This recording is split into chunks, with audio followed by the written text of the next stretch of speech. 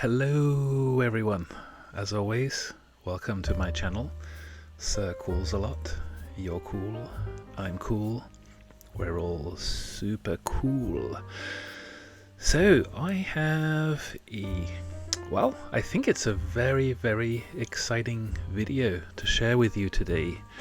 A new product that I don't think you have seen before. Well, maybe some of you have, because we were talking about it a little bit by email.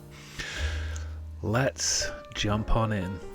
So this product is called the X8. It is from the company Secret Box that we know pretty well at this point. It has a couple of different names: the X8 Compact Mini Insulin Cooler, the Deluxe X8, the upgraded X8, all fair game. For the purposes of this video, I'm gonna go with the name X8. I think it's kind of cool. I have no idea why they picked that name, but anyway. So I imported this product as part of some inventory that I recently shipped over from China. I only ordered 2 of these items for testing purposes to see if they would be any good, and wow, what a pleasant surprise. So I always like to drop the spoiler alerts at the beginning, and spoiler alert, this is a really cool product. So let me jump on in and show you what I got.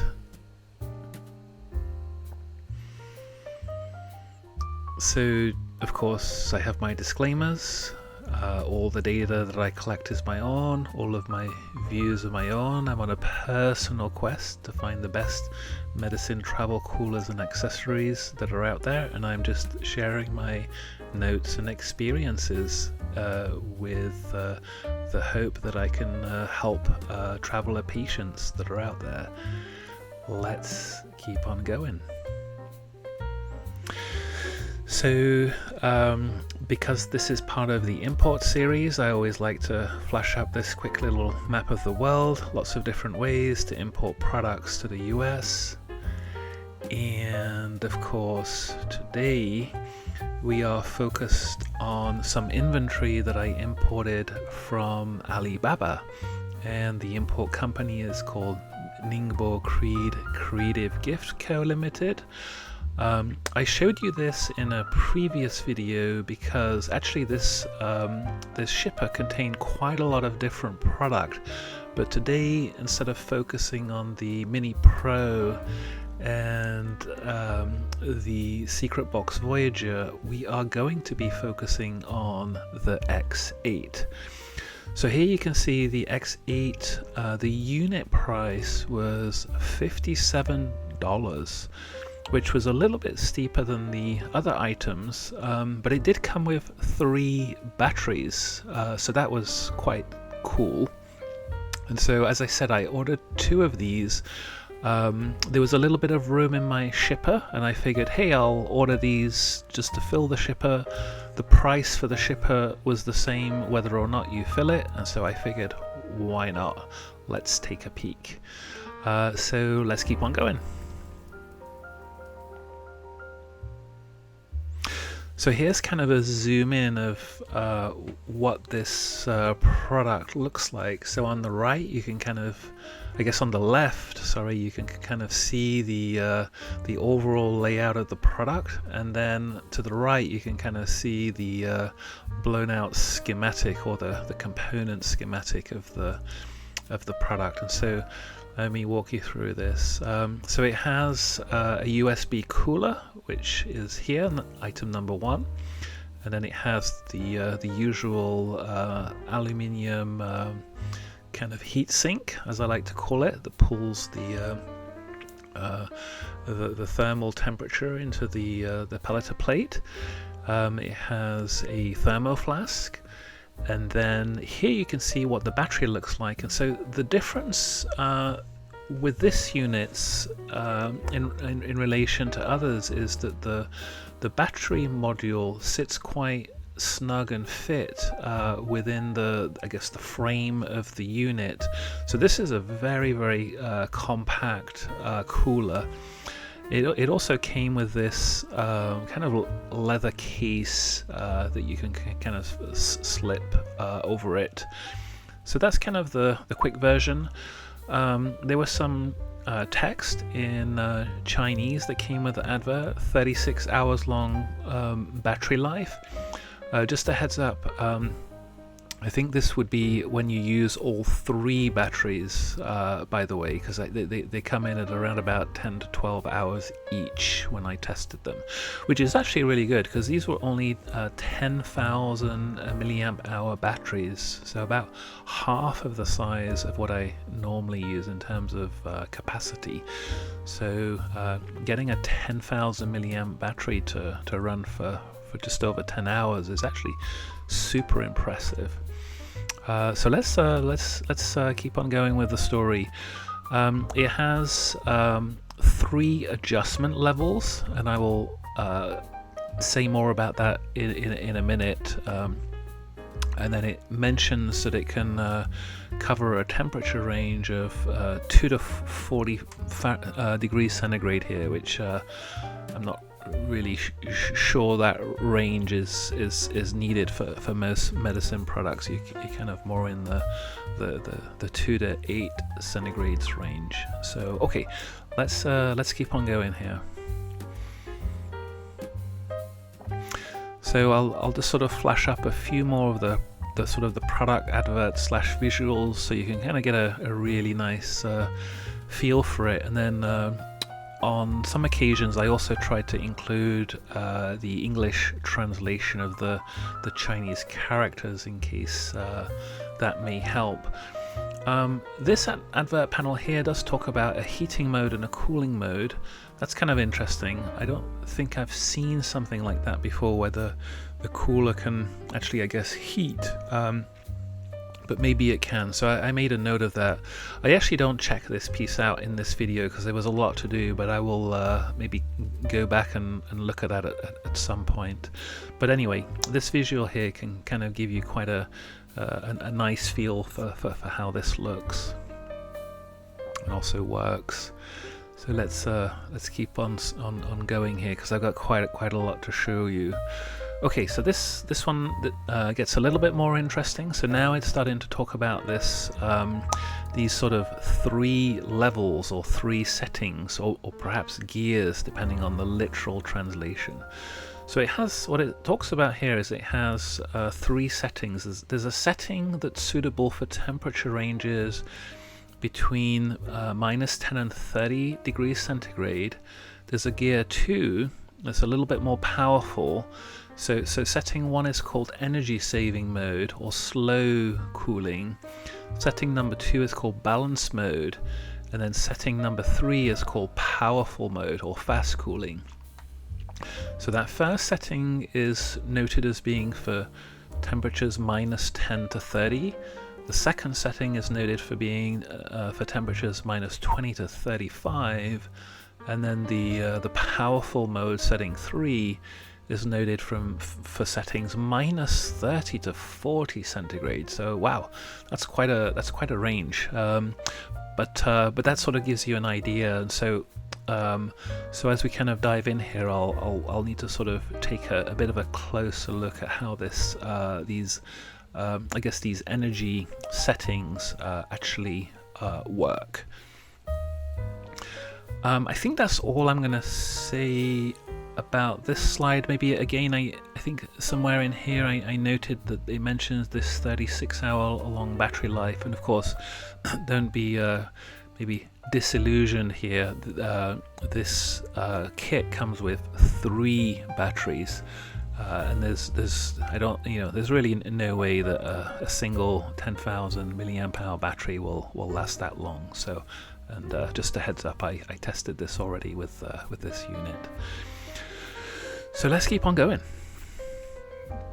You saw this before because it was part of that other consignment shipment that I received. So it took about 4 weeks from ordering to receipt. This went via sea freight to my house, and so this kind of gives you an idea of the journey.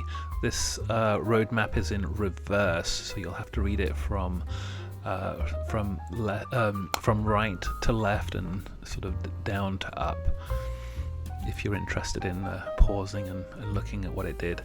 And then I showed this in a previous presentation. This was the ship that the cargo ship that it came on, the Albatross. So I don't know why, but I always kind of think that's kind of cool to sort of show. And then this was the journey. Similarly, I mentioned this in the previous presentation. So started in Jinhua, went to Ningbo, across the Pacific to Los Angeles, and then by FedEx to the Bay Area. So quite a journey to get to my house. And this was the shipper that it came in. So you can kind of see the secret box logo on the side, and then the sort of the carton crate was pretty beat up, but ultimately the content was fine. And then here you can see the X8. So this is what the X8 packaging looks like.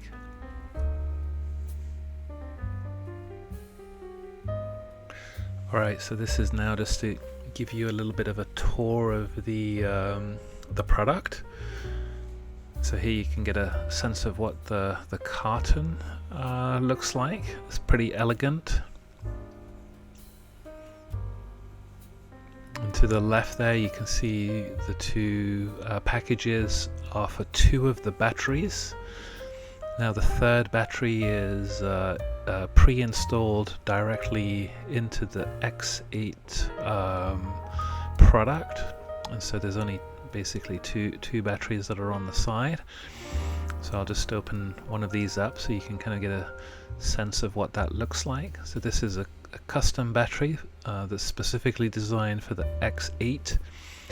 Now to the right I took a picture of the label for this battery. So as you know, if you are traveling on certain airlines in Asia, you will now need to be aware of the CCC certification requirements. And so noted these batteries do have the CCC certification along with all of the other certifications. The battery is a 10,000 milliamp hour battery, which is on the lower side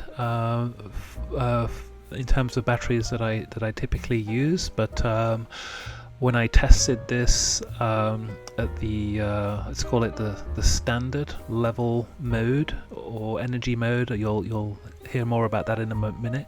The battery lasts about 10 hours with this product, so the 3 batteries will get you nearly 30 hours of continuous cooling without a charge. So the manual here, the overhead light's a little bit bright unfortunately, so you can't see the text, but actually later in the presentation I will look at that manual in detail anyway, so don't worry, we'll get back to that. So now the star of the show, you can start to see what the actual product looks like. So there's that sort of, I guess, leather case. That's pretty elegant, seems pretty well made. It's obviously not an insulated case, but in the instructions I noted that it does say to be careful not to sort of scissor or twist side to side the cooler flask and the battery in relation to each other, because you kind of risk breaking or snapping them apart. So that was a sort of something that was noted in the instructions, just to be careful to make sure that you don't sort of somehow split or part away the flask or the battery. So that little carry case there can kind of do a nice job of just making sure everything sort of stays together, doesn't get kind of caught on something. So now I'm going to open up the thermos flask so you can take a little peek. So you can now see the aluminium heat sink that kind of pulls the heat away from your product to that Peltier plate that then transfers the heat from the inside to the outside to get the cooling effect. So as you can see, this product is very compact indeed, and then you can kind of see how the battery is attached there by those two clips. I would, in studying and looking at this product carefully, you definitely want to be careful to not damage those clips. You definitely want to sort of push them in and make sure that they're out of the way before you pull the battery out, so you don't want to snap or break them away. So yeah, so that's kind of a quick peek at that. The actual control panel I will dive into more detail a little bit later on in the presentation anyway, so don't worry too much if you can't quite see what's going on here. It's sometimes a little bit hard to get the right angle with the light, but you can kind of see here now where the control panel is positioned. So the USB plug that came with it is right angled, and so that right angle will angle the cable, I guess, to the right or to the left of this product. I think actually it would have been better to have the cable angled downwards, but I think it'll probably be nicer just to substitute that cable for one that's maybe better angled. I don't know. I have these little magnetic USB ports as well that spin around 360 degrees, so perhaps one of those might be better. But anyway, it was interesting to see that they started to distribute products now with the base cable being a 90 degree, having a 90 degree right angle. Maybe they got that idea from some of my earlier videos, I don't know. So now I'm tinkering a little bit with the panel. The button in the middle is a power button, but also if you keep pressing it and cycling it, it will cycle you through the different power levels, which I'll explain in a moment. And then there's a plus and a minus button as well, where you can sort of fine control the target temperature that you want the unit to cool at.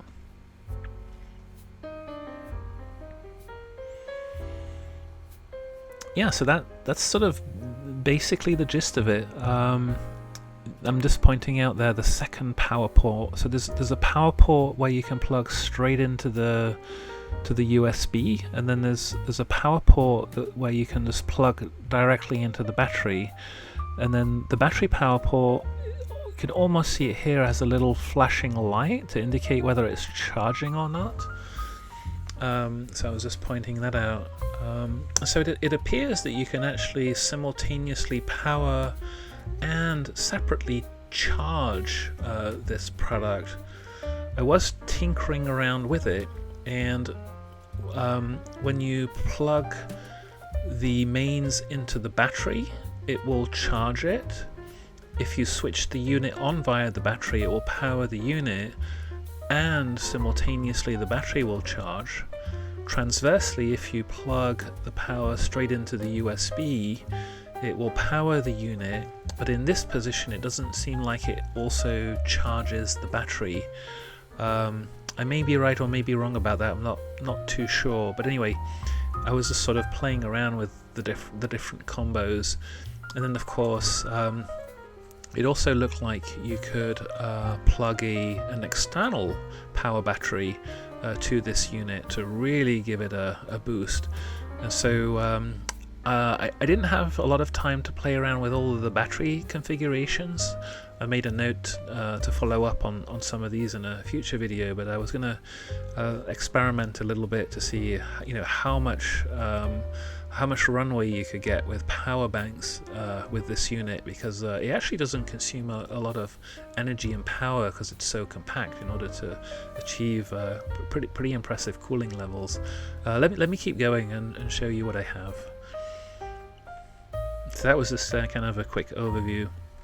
Alright, so now let's take a few moments to look at storage space. So here's my fancy tape measurer.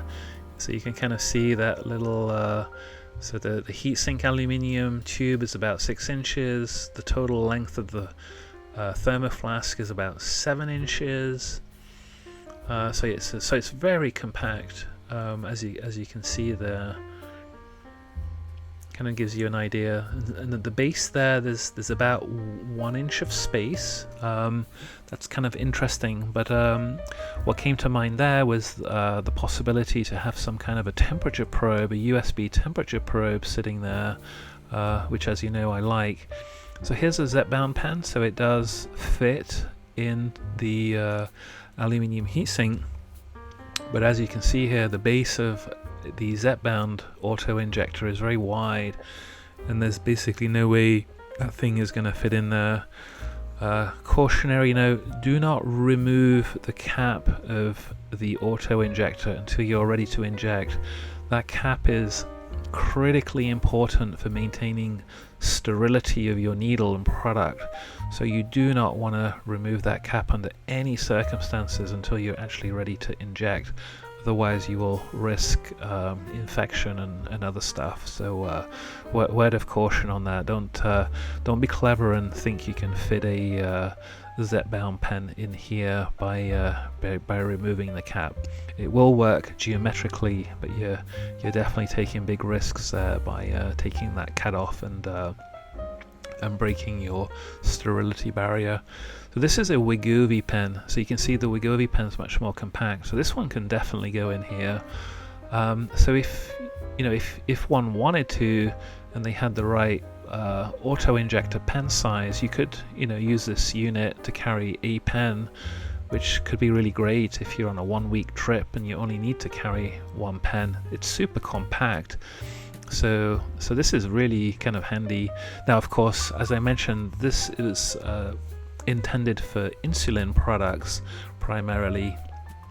So, but I was just kind of showcasing maybe the max size of this thing. So there you go. That gives you kind of an idea of the storage space.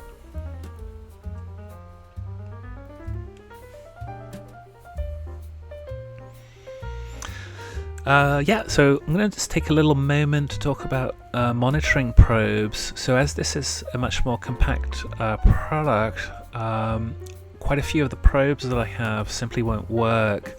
And so this was just to quickly flash up what does and does not work. And actually I'm going to show a video so you can also kind of see that more visually. But bottom line is the Tempify won't fit, the SwitchBot probes don't fit. In collaboration with a subscriber, they pointed me to some temperature probes from Tuya that actually are much thinner and they do fit, and some of the smaller tempo discs actually also fit as well. The large tempo disc that has the barometric feature is too big, so just a heads up on what does and does not work. And let me show you this dimensionally as well. There's two reasons why this could be important. The first one is I know a lot of travelers like to use Bluetooth or even Wi-Fi temperature probes to monitor their product. Perhaps they can connect to the Wi-Fi and then monitor the product via the app, or just if you're sitting on a plane or whatever, you can just quickly kind of log into the app and then use the Bluetooth connection to take a peek and see what the temperature is. And so that's item one. Is it possible just to add a travel temperature probe in there? this, beyond just the little display panel thing that usually doesn't give that good of a reading. And then for my purposes also, I need a solution for temperature testing. So how am I going to measure the performance of this product? And so lo and behold, here you can see the Tuya temp probes perfectly slide into this the heatsink tube. Wonderful.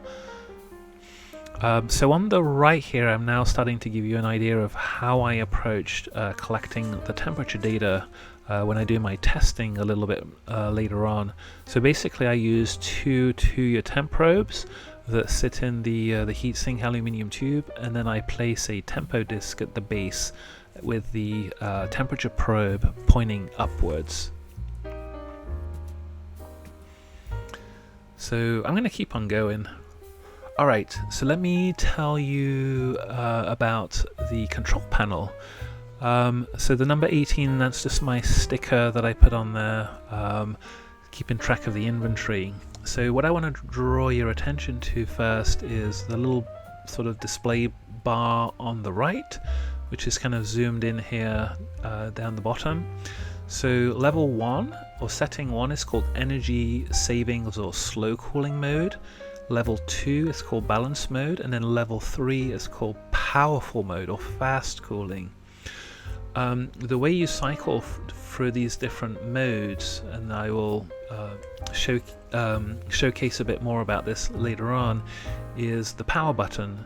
So you press it quickly once, and then again, and it will just, every time you press it, it will just cycle through the power mode. When you first switch the unit in, it will start at the balanced mode level, and then when you cycle it, it will go to powerful and then down to slow and so on, and you'll just kind of keep cycling around. You'll also note there's a plus and a minus sign. What this is for is to control the temperature you want to target. So you can set it from between 2 degrees centigrade and 25 degrees centigrade. That's what I got when I cycled these panels. If you're at 2 degrees centigrade and you press minus one more time, it will go back up to 25. And if you're at 25 and you press plus, it will go down to 2. So it just sort of circles in a loop as you press plus or minus. To power on or power down, you actually press and hold the power button until it powers on or powers down. And so that's basically the tour of the control panel. Not too complicated, and actually quite elegant, I would say. Overall, very easy to use. And the buttons are kind of soft touch buttons, so they're quite ergonomic. Alright, so then we've got the page 1, product overview and illustration. And then page 2, the interface description. So I think I already spent a little bit of time on this one already. Maybe of interest here, or to draw your attention to the, as they're sort of calling it, the gear settings. So this was that the different power modes, the sort of level 1, 2 and 3. So here's an interesting table that makes recommendations on which setting to use based on the ambient temperature condition. So there's 2 ambient temperature conditions that it focuses on. One is if you want a strong cold effect, that being 2 to 8 centigrade, and then one if you want a normal cold effect, so ranging from 2 to 25 degrees centigrade. So I guess this depends on what level of temperature cooling you might want for your medicine. So if you want a strong cooling effect, then there's a recommended setting for low, medium and high based on the ambient temperature. And then likewise, if you want a normal cooling effect, so you can kind of see here really what it boils down to is how aggressive you will set that that level. So so level 1, if you want it to be really cold, you'll probably want to start cycling that up to level 2 as you get into the sort of the higher 20 to 30 C range, and then of course cycle it all the way to that level 3 if you're in the very high 35 range.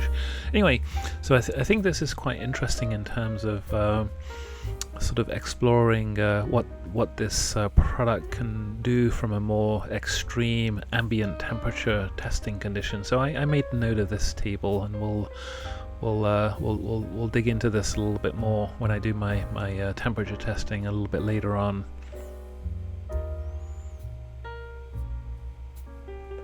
Alright, and so then this is page 3 and 4.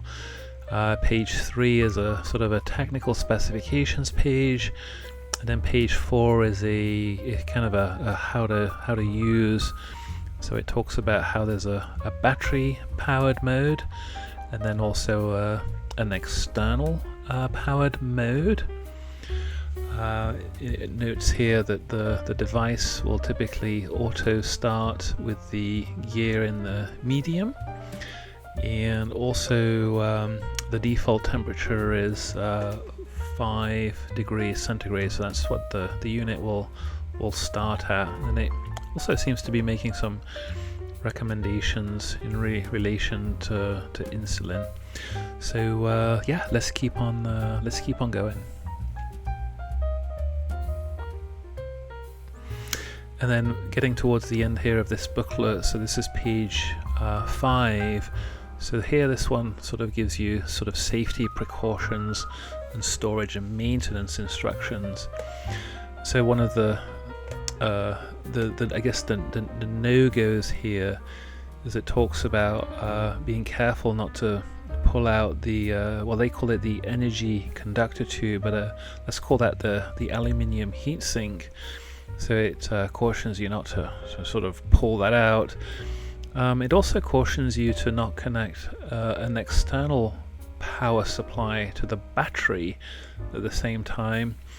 I think that one's kind of interesting. I'm not 100% sure why they do that, because that's indifferent to just trying to sort of charge your battery.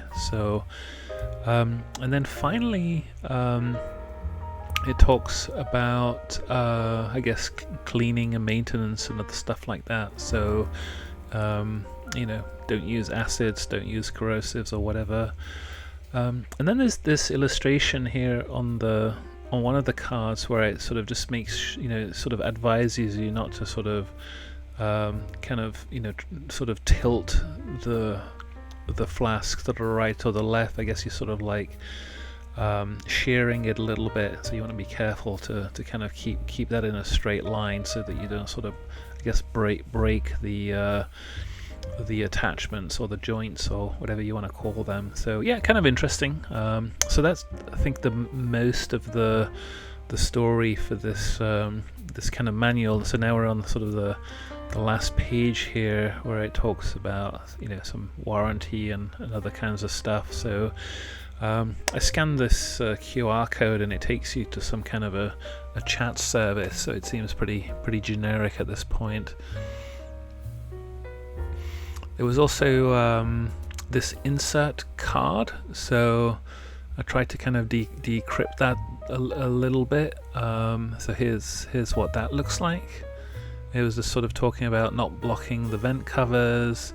There's an area where there's hot air that blows out, so be careful of that. Anyway, you get the idea. And then on the reverse side of the card, this is what that looks like. And so there's some advisories here about just being careful to make sure you don't just force pulling the battery out. You use those clips there to sort of disconnect the battery. So yeah, all fair enough. Good set of instructions.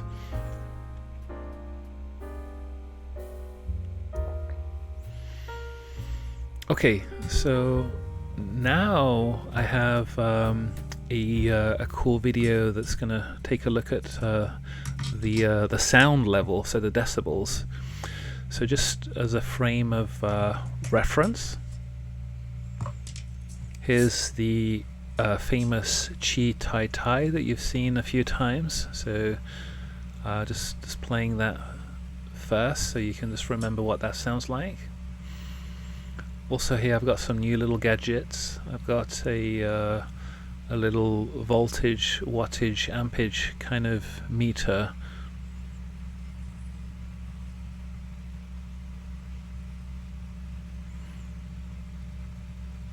I just paused for a moment so you could hear the sound.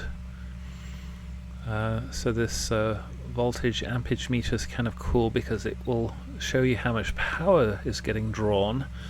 I thought that would be quite interesting to look at.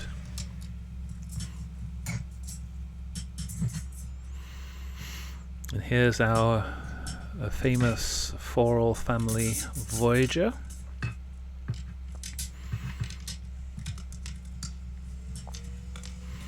So in this video, these units are kind of hot at the moment, so when you turn them on, in terms of decibel sound, they're almost the same. The Voyager's just a little bit quieter than the Chi Tai Tai, but not by much.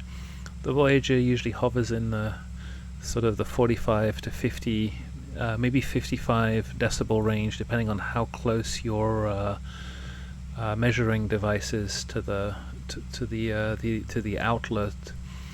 You will see here I now have 2 measuring devices for decibels.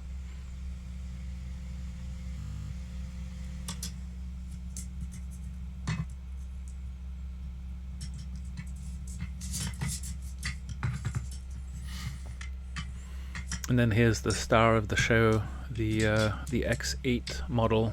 So when it first fires up, it's on the standard level power, the balanced power as it's called.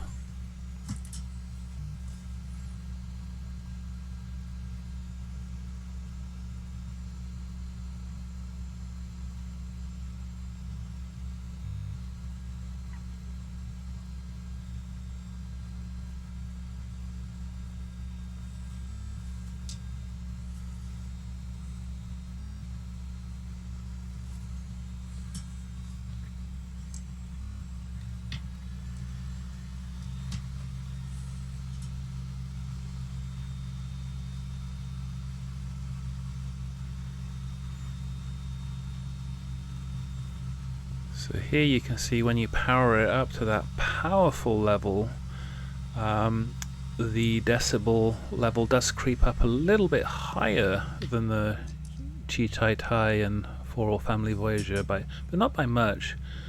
But then when you turn it to the low power mode, it falls all the way down. It's almost whisper quiet. This is really cool. So I'm going to cycle it now a few times so you can see that. So there's the standard power. So that one's kind of hovering in the 50 to 52 decibel range.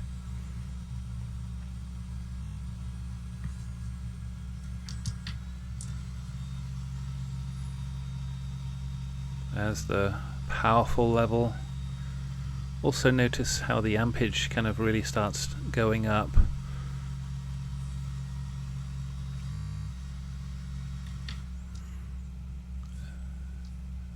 And there's that sort of energy saving slow cooling level. Look at how the ampage starts to fall all the way down to 0.9 there. It almost goes to half power, but very, very quiet, whisper quiet. So kind of cool, kind of interesting to see. It also will give you an idea of how much battery drainage will occur between those different levels, so you can kind of see that you'll probably burn your battery at almost twice the speed if you go to that high powerful level. In relation to that lower level, it goes from like 0.9 amps of sort of current to almost 2 amps.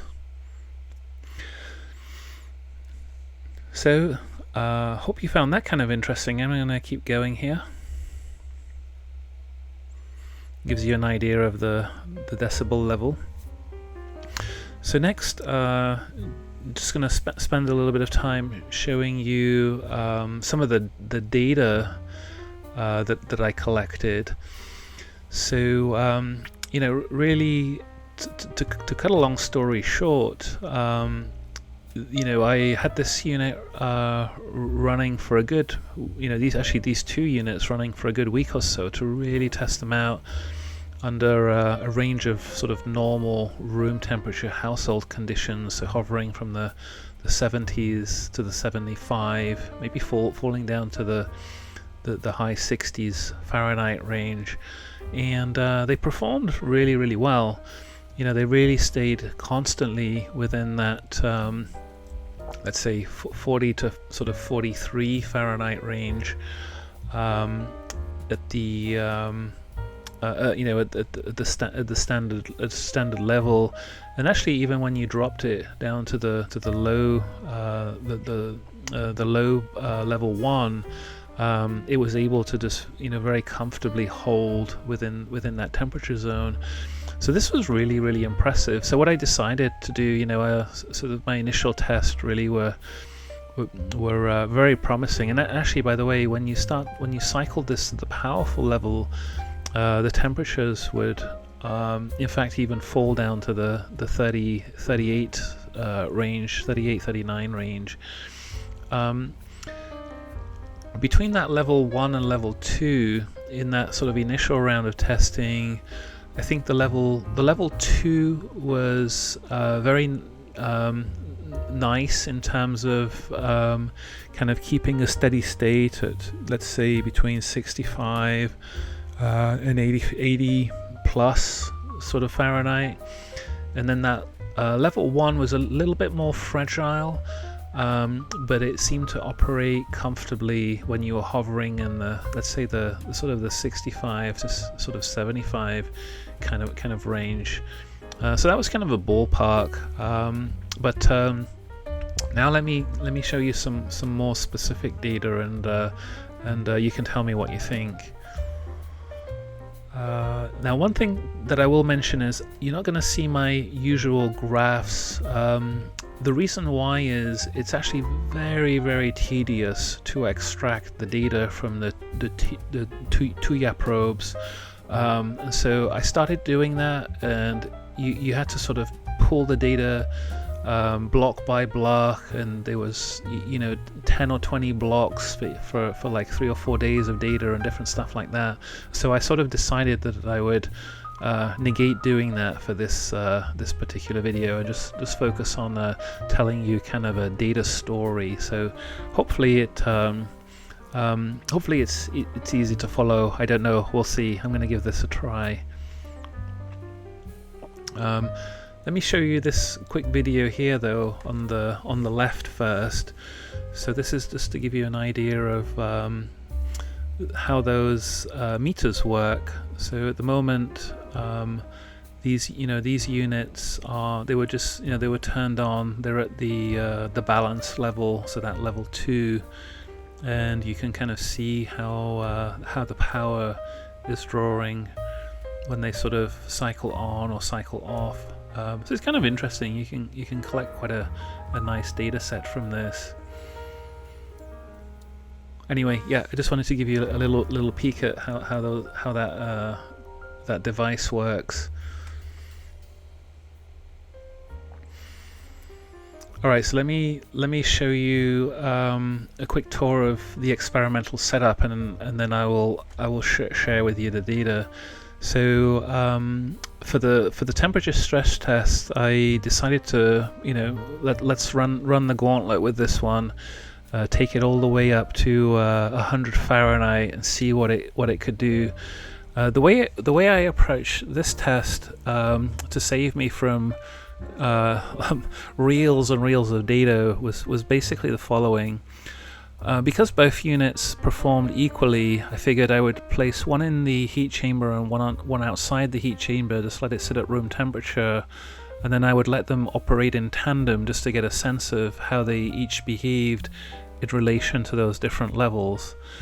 For the units, for each of the units, what I did was I focused on leveling them up in terms of their power level.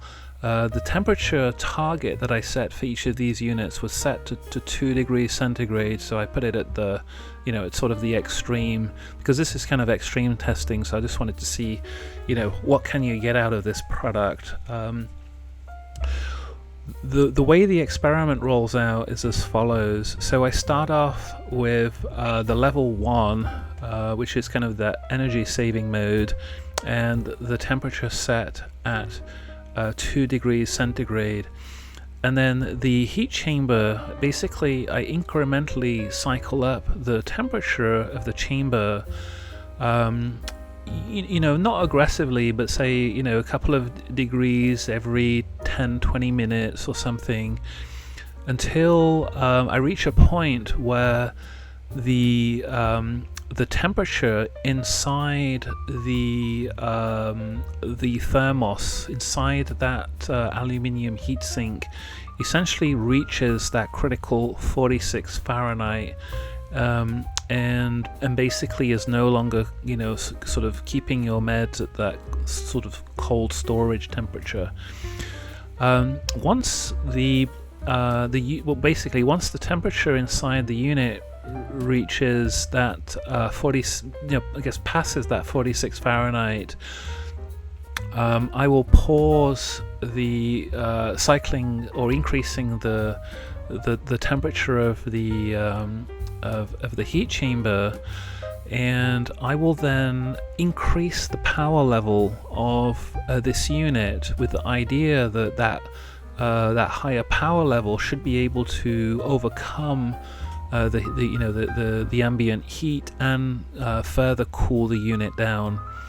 So I will let the unit do that, and then once it's reached a steady state, I will then start to continue to increase the temperature of the heat chamber until again at that level 2 I reach the temperature to which the inside of the medicine cooler again just crosses that 46 Fahrenheit mark again.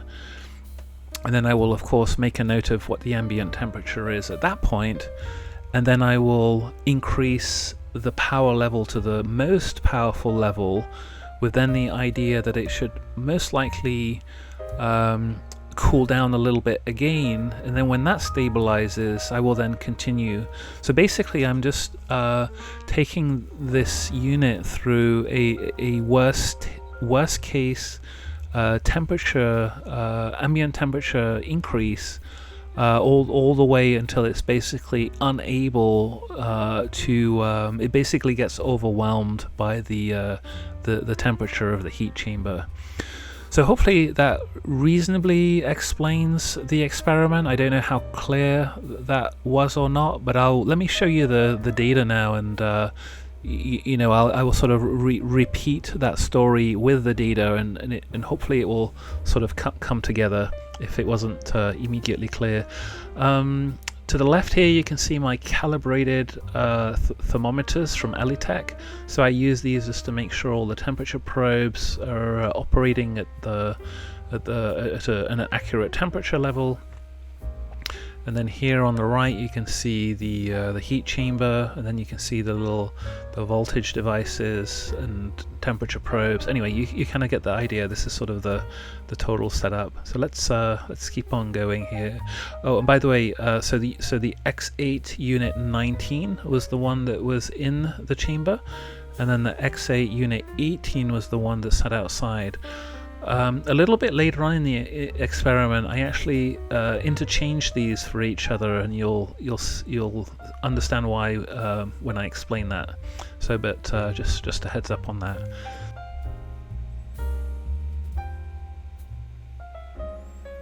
All right, so just as I mentioned, I am not going to be showing graphs today, but data panels.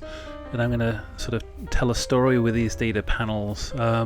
As I said, the amount of raw data was pretty overwhelming, and the amount of time that it was going to take to pull all of that raw data off the devices was just substantial. And so I decided to take a shortcut today, just to highlight some interesting points that I think you all really want to kind of zone in on anyway.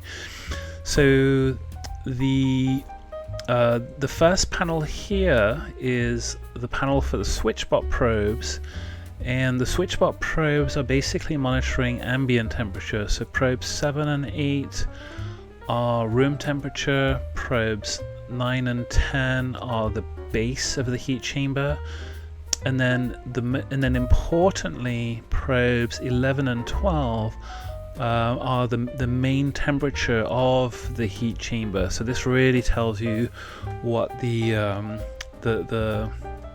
medicine cooler is experiencing. The little gauge here on the right is the energy savings level that the unit's operating at. For all of this data, the temperature was set to 2 degrees centigrade.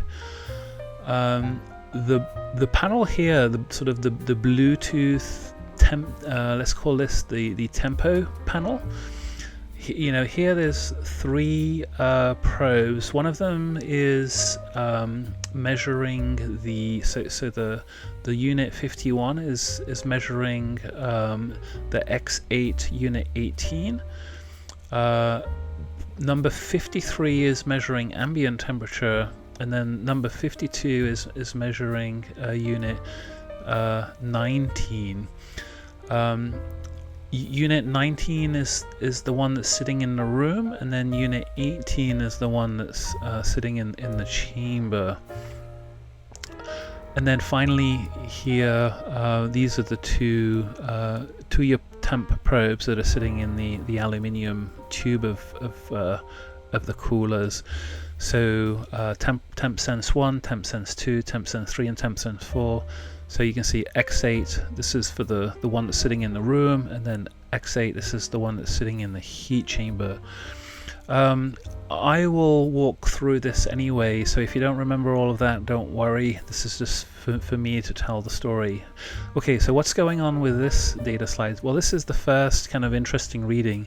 So here we are operating the ambient temperature of the room, and the ambient temperature of the heat chamber is basically about the same, and we're on the low settings mode here, and both units here are basically hovering around 41, 42 Fahrenheit at the chamber core.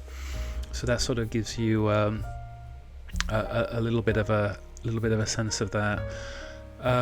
The temperature at the very base of the unit noted is a little bit higher. So here you can see unit 18, the one in the heat chamber, was operating at around 44, 45, and similarly the one that's outside. So that's sort of the baseline data. Let's keep on going now. So then what I did, as I said, I was basically looking for that temperature where that level 1 sort of cooling power basically reached its limit in terms of being able to sustain a cooling temperature below 46 degrees Fahrenheit. And so basically that sort of threshold occurred just around about 80 to 81 degrees Fahrenheit. And so that was so that was very interesting to see.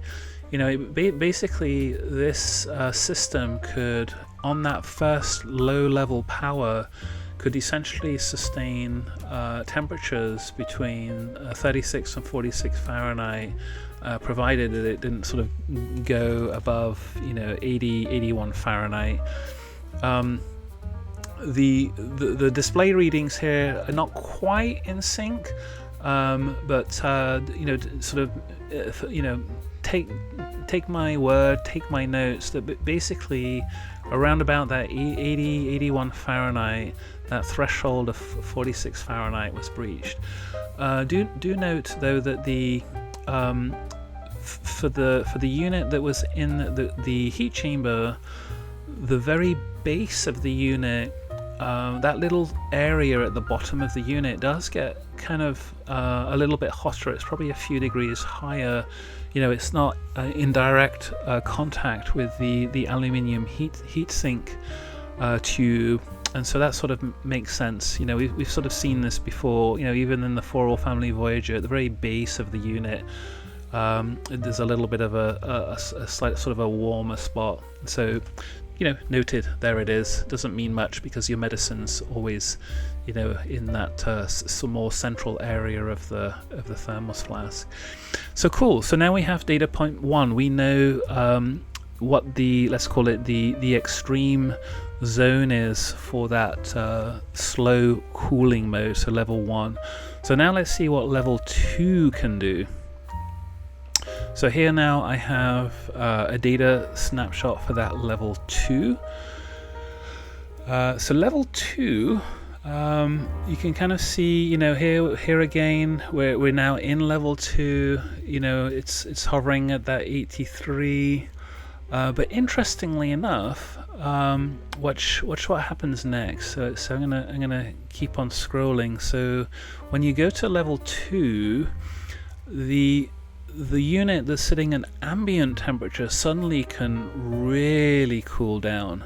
So look at this. So the unit's sitting at 72 ambient, and now the temperature of the unit goes down to 30, 38, 39, maybe 40 Fahrenheit. But you can see this one's well on its way to cooling down to the high 30s, which is kind of interesting to see.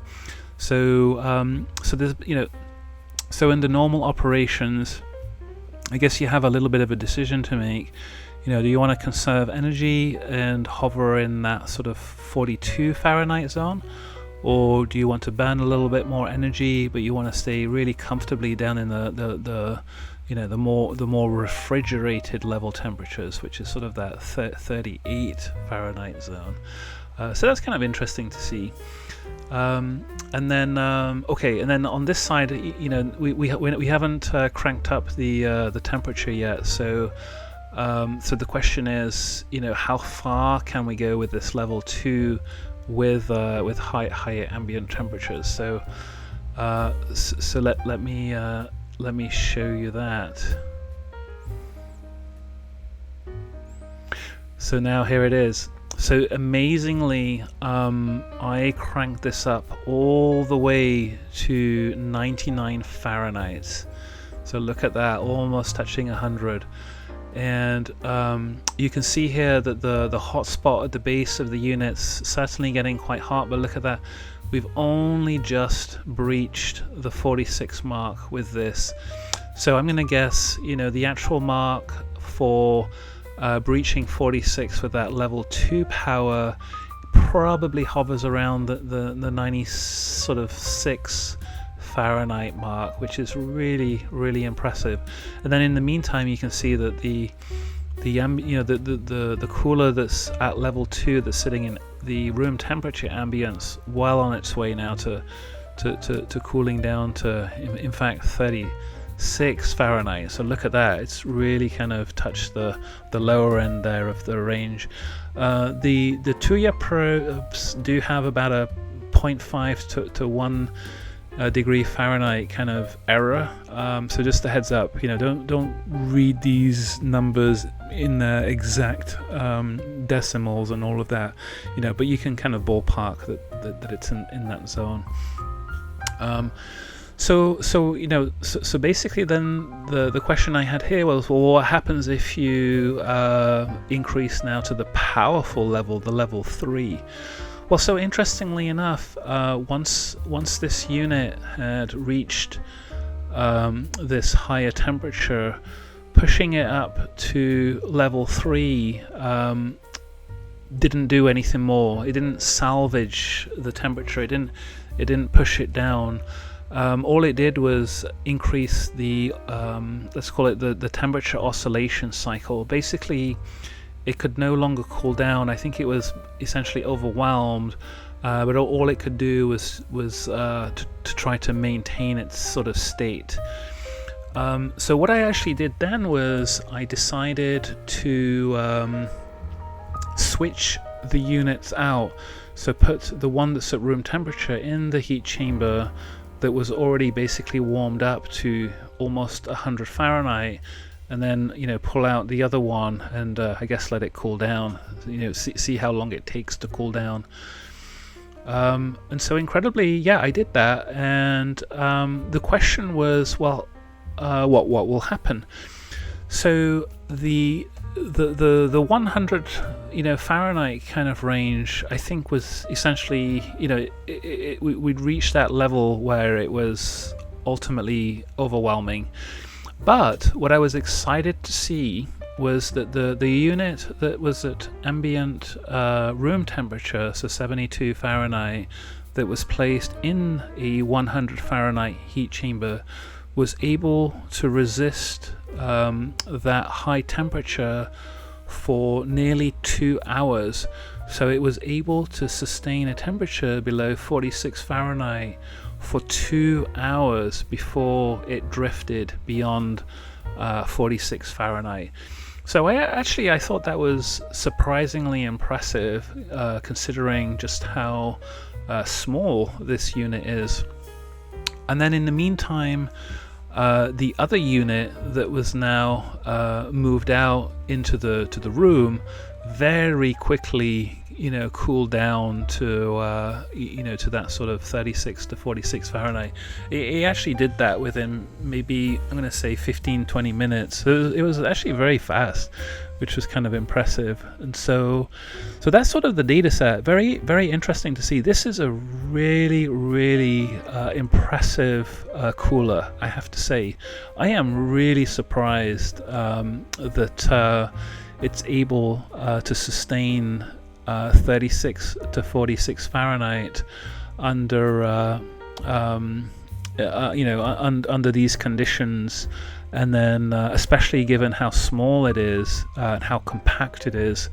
And so that level 1 and level 2, basically the playroom you have is between 65 and 95 degrees Fahrenheit. This thing is going to keep your meds cool between 36 and 46 Fahrenheit, which is incredible. And then if you have a critical emergency, for whatever reason, suddenly you're in the middle of a desert, you can crank that thing up to the powerful mode, and it will look after your meds for 2 hours, which may be a kind of a lifesaver if you can somehow get to a shade or something in the meantime. I don't know, but anyway, super impressive to see. So that's the data set, and as I said, I apologize, I didn't have graphs today, but the complications with extracting the data from these devices was